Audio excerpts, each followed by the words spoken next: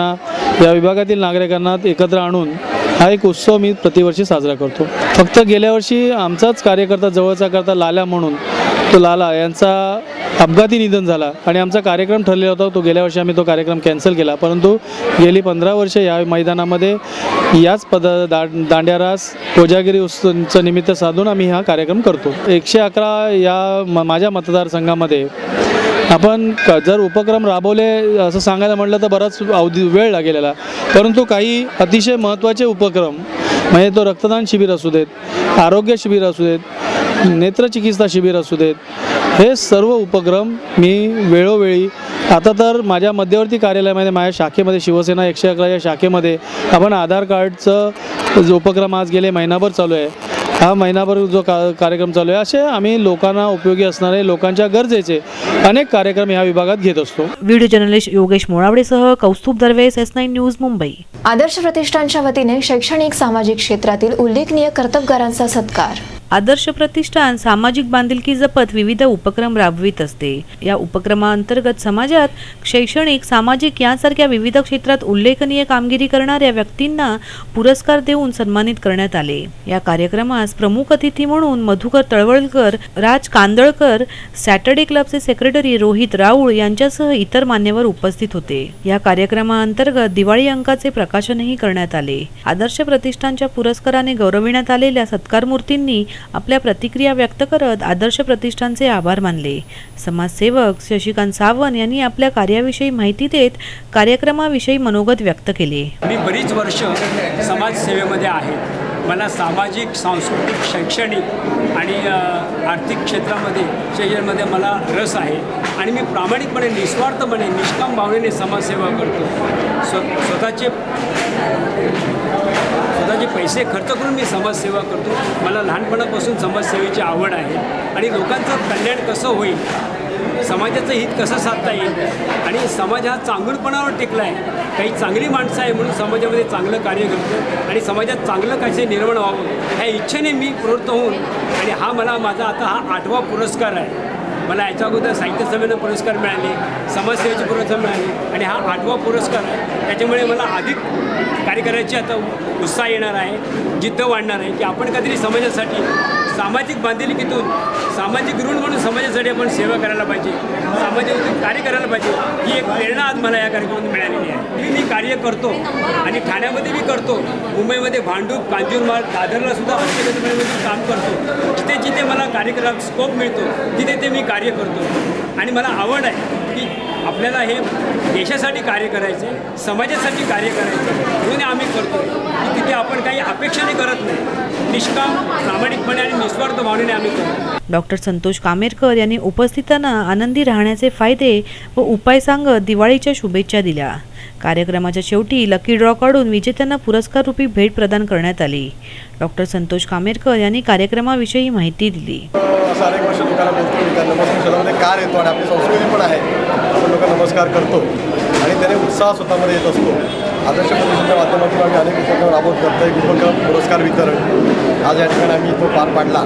अनेक वेळेस पुरस्कार आपण दिले या ठिकाणी आणि खरोखर समाजामध्ये खूप मोठं कार्य करणारे लोक आहेत, त्यांना कुठेतरी शाबासकी थाप मिळावी म्हणून आमचा उपक्रम असतो। कारण आम्ही असं म्हणतो की पुरस्कार हा गुणवत्ता दाखवणं नैवेद्य आहे, त्यामुळे हा छोटासा कार्यक्रम होता आणि अनेक लोक या ठिकाणी कार्यक्रमाला लावून आले। रेड्डी साहेब आहेत, त्यानंतर आमचे रोहित राऊळ आले कार्यक्रमाला, वीरेंद्र डावखरे, आरबी नाईक, मंजुराव जाधव, राज कांदळकर, अनेक पत्रकार मंडळी या ठिकाणी आले होते। सगळ्यांनी चांगलं सहकार्य केलं, कार्यक्रम यशस्वी पार पडला। सगळ्या पुरस्कारांचं पुन्हा एकदा अभिनंदन। Sarika Salunke, S9 news, Thane. डेंग्यूमुक्त मुलुंडचा पालिकेचा दावा फोल। मुलुंडमध्ये एकाच कुटुंबात दोघांना डेंग्यूची लागण। डेंग्यूमुक्त मुलुंडचा दावा करणाऱ्या पालिकेच्या दाव्यातील फोलपणा आज पुन्हा एकदा उघडकीस आला। मुलुंड पश्चिमेच्या हनुमानपाड्याच्या रहिवाशी माया सिंग यांना डेंग्यूची लागण झाली असून त्यांनी मुलुंडच्या अग्रवाल रुग्णालयात 7 दिवस ICU मध्ये उपचार घेऊन परतल्यावर त्यांच्या 14 वर्षाच्या मुलालाही डेंग्यूची लागण झाल्याचे आढळून आले आहे। जय भारत शाळेत इयत्ता 9वीत शिकणाऱ्या सिद्धिविनायक सिंग सध्या डेंग्यूने आजारी आहे। परिसरातील अस्वच्छ नाले, साचलेले सांडपाणी यामुळेच डेंग्यूची लागण झाल्याचा आरोप माया सिंग यांनी S9शी बोलताना केला। माया सिंग यांनी स्थानिक नगरसेविका आणि पालिका प्रशासनाचे या विभागाकडे दुर्लक्ष होत असल्याचा आरोप केला। हम लोग गंदगी से पहले ही बताए थे, ये समस्या अपनी दिखाए थे कि हमारा गटर टूट गया है यहाँ, लेकिन कोई नहीं है। 1.5 महीने पहले नगर सेविका आके देखे गई, देख के गई, लेकिन कुछ नहीं किया। बाद में हम लोग ऐसे गटर टूटने की वजह से कितना बार हम लोग आमदार को भी बोले, वो बोले बाद में करवाता हूँ। उधर भी नगर सेविका के पास कितना बार गए, नहीं हुआ कुछ। और मेरे को डेंगू हो गया, मैं 7 दिन ICU में थी। उसके बाद मेरे बच्चे को भी डेंगू हो गया। मैं हॉस्पिटल से आई, इधर देखी तो वो भी बीमार पड़ा था। घर में मेरे कोई संभालने वाला नहीं था। उधर से आई, देखी बच्चे को भी ऐसा हुआ। हम लोग ने बच्चे के लिए भी दवा कराने, अभी तक दवा करा ही रही हूँ। अभी तक बच्चे की दवा आज भी करा के आ रही हूँ। आज के डेट में भी बच्चे का दवा हुआ है। या आरोपासंदर्भात टी-वॉर्डच्या सहाय्यक आयुक्त चंदा जाधव यांना विचारले असता पालिका आपल्यातर्फे सर्वतोपरी प्रयत्न करत आहे। नागरिकांनीही पाणी जमा होऊन डासांची उत्पत्ती होणार नाही याची काळजी घ्यावी आणि पालिका प्रशासनाला डेंग्यू मुक्तीसाठी सहाय्य करावे असे आवाहन केले। Yogesh Mulawade, S9 news, Mumbai. S9च्या बातमीपत्रात वेळ झाली अल्पशा विश्रांतीची।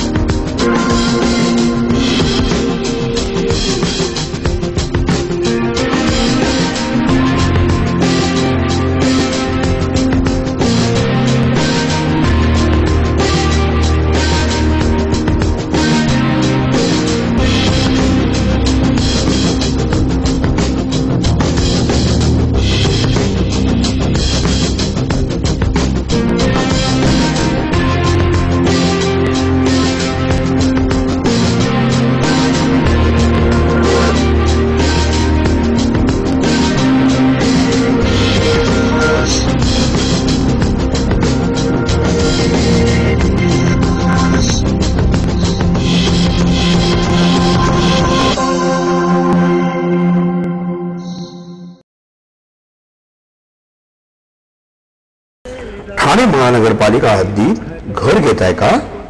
मग ते अनधिकृत तर नाही ना, याची खातर जमा करा। अनधिकृत घर घेणं हा विकणाऱ्यासोबत विकत घेणारा देखील तितकाच दोषी असतो। तेव्हा घराची डोळस खरेदी करा।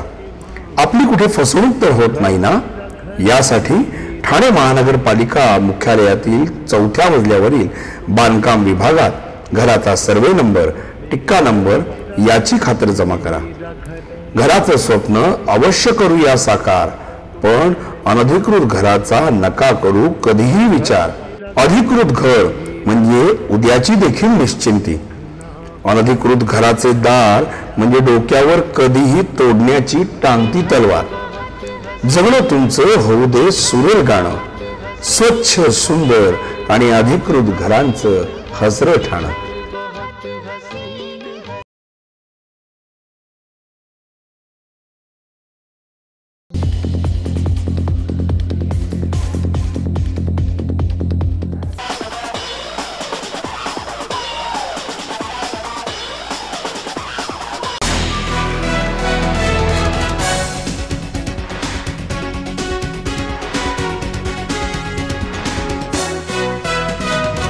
S9च्या बातमीपत्रात आपलं स्वागत। रेडीमेड फराळाला नोकरदार महिला वर्गांची अधिक मागणी, तर प्रशांत ठोसर यांचे चिरोटे पोचले परदेशात। दिवाळी म्हटलं की लाडू, चिवडा, चकली, करंजी हा सर्व फराळ घरोघरी करण्याची परंपरा आहे। मात्र कामानिमित्त बाहेर पडलेल्या महिलांना हा सर्व घाट घालणे अशक्य असल्याने त्यांची पसंती रेडीमेड फराळाला आहे। ठाण्यातील प्रशांत ठोसर हे गेल्या 12 वर्षापासून कॅटरर्सचा व्यवसाय करत असून दिवाळी फराळही करीत आहेत। वाढत्या महागाईमुळे दिवाळी फराळाच्या किमतीत 15% वाढ झाली आहे। पत्नी सिव्हिल इंजिनियर असून त्या प्रशांतना व्यवसायात मदत करीत आहेत। घरगुती चव असलेल्या फराळामधील विशेष आकर्षण ठरीत आहे ते चिरोट्यांचे।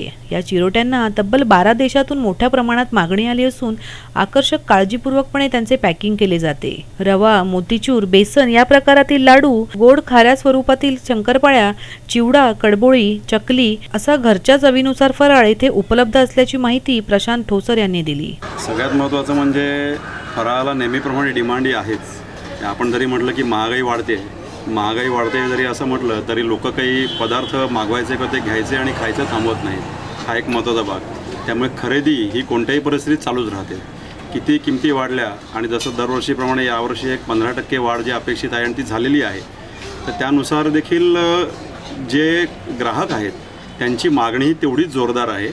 आणि पदार्थ जर का तुम्ही नक्की चांगले दिलेत लोकांना तर तुमच्याकडे कस्टमर हा येतच असतो, ग्राहक तुमच्याकडे अगदी आवर्जून येत असतो आणि याचा अनुभव आम्हाला दरवर्षीप्रमाणे यावर्षीही येतच आहे. या दिवाळी फराळातलं तुमचं विशेष असं वैशिष्ट्य असं काय सांगाल? दिवाळी फराळामध्ये एक आमचं वैशिष्ट्य असं आहे की चिरोटा हा जो पदार्थ आहे तर गेल्या काही वर्षापासून तो जरा लोकांपर्यंत पोचत नाही किंवा तो फारसा पुढे बनवला जात नाही. तर आम्ही तो पदार्थ त्याला पुन्हा आता आम्ही त्याला एक पूर्वीचं स्वरूप त्याला प्राप्त करून द्यायचा प्रयत्न करतो आहे का तर लोकांपर्यंत जास्तीत जास्त पोचेल त्यासाठी मी प्रयत्नशील आहोत.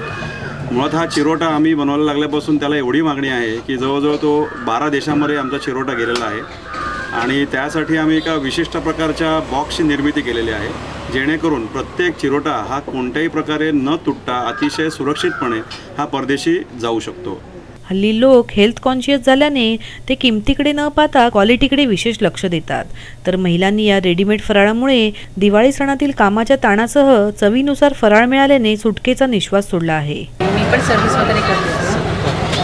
घरात बनवण्यापरीस मी इथे ऑर्डर वगैरे घेते कारण मला इथे व्यवस्थित वगैरे पडतं आणि घरचाही जो ताण वगैरे असतो तो मला कमी होतो फराळ बनवून. चवीविषयी काय सांगाल? चवीचे भरपूर छान. व्हिडिओ जर्नलिस्ट चेतन सावंतसह सारिका साळुंके, S9 न्यूज ठाणे.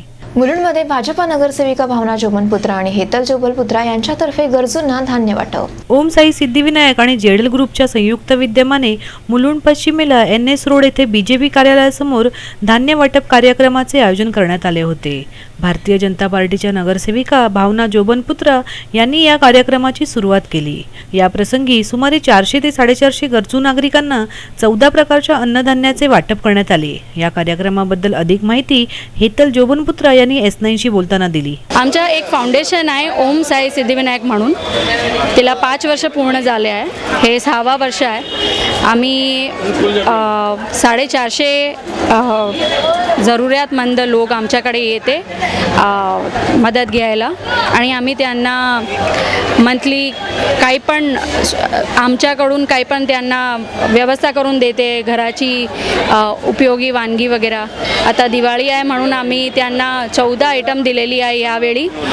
तिच्यामध्ये मिठाई, कपडे वगैरे सर्व आले, तेल घी वगैरे सर्व दिले आहे. आम्ही अशी धारणा आहे की आम्ही हे जे मेंबर आम्ही केलेले आहे 450 ते वाढून आम्ही 1000 किंवा जशी पण आमची ते आहे लिमिट ते आम्ही त्यांना कव्हर करून सगळ्यांना जेवढे पण व्यक्ती आहे ज्यांना जरूरत आहे, जनता आहे अशी, त्यांना आम्ही मदत करायची प्रयास करणार. Yogesh Mulawade, S9 news, Mumbai. शेवटी पुन्हा एक नजर आजच्या ठळक घडामोडींवर. मनसेच्या वतीने दिवाळ सणानिमित्त भांडूपमध्ये स्वस्त दरात साखर वाटप, तर आदर्श प्रतिष्ठानच्या वतीने विविध क्षेत्रातील कर्तबगारांचा मान्यवरांच्या हस्ते सत्कार. तर मुलुंडमध्ये पालिकेचा डेंग्यू मुक्तीचा दावा फोल, कुटुंबातील दोघांना डेंग्यूची लागण. S9च्या बातमीपत्रात इथेच थांबू. तोपर्यंत नमस्कार.